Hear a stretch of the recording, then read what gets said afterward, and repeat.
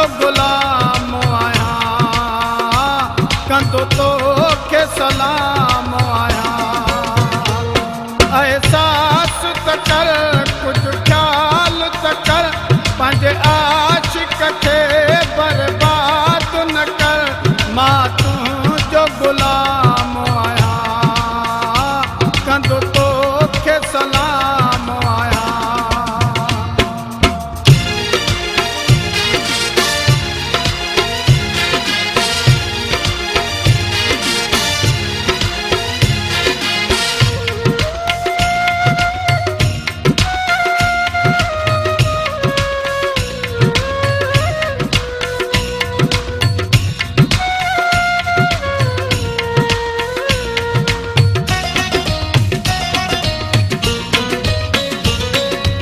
दिल खे तोड़े छा मिलंदी वे, तरे ही ज़मानो मथां खिलंदी।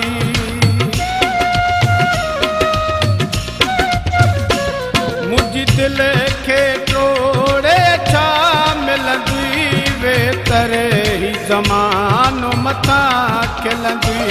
ईअं यार न कर, दिलदार न कर, पंहिंजे आशिक खे बर्बाद न कर। कंदो तोखे सलाम आहियां, मां तुंहिंजो गुलाम आहियां। एहसास त कर, कुझु ख़्याल त कर, पंहिंजे आशिक खे बर्बाद न कर। मां तुंहिंजो गुलाम आहियां, कंदो तोखे सलाम आहियां।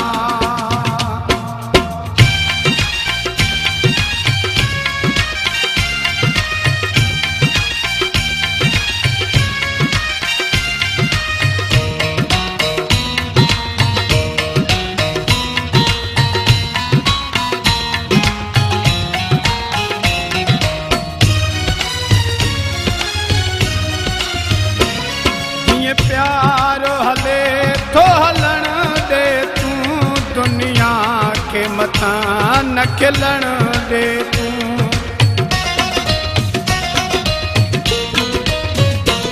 जीअं प्यार हले थो हलण दे, तूं दुनिया खे मथां न खिलण दे।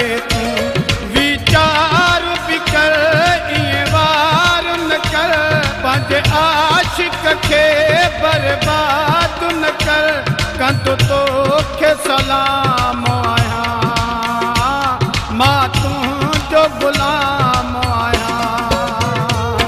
एहसास त कर, कुझु ख़्याल त कर, पंहिंजे आशिक खे बर्बाद न कर। मां तुंहिंजो गुलाम आहियां, कंदो तोखे सलाम आहियां।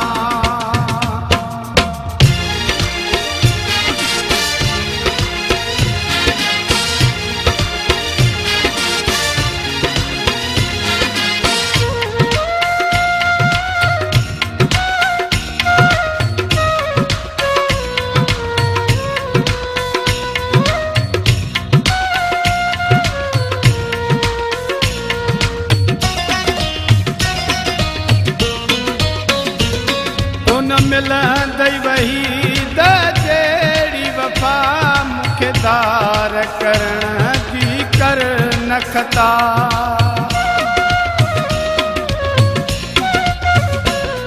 उन मिलंदई वही त जहिड़ी वफ़ा मूंखे दार करण जी कर न खता।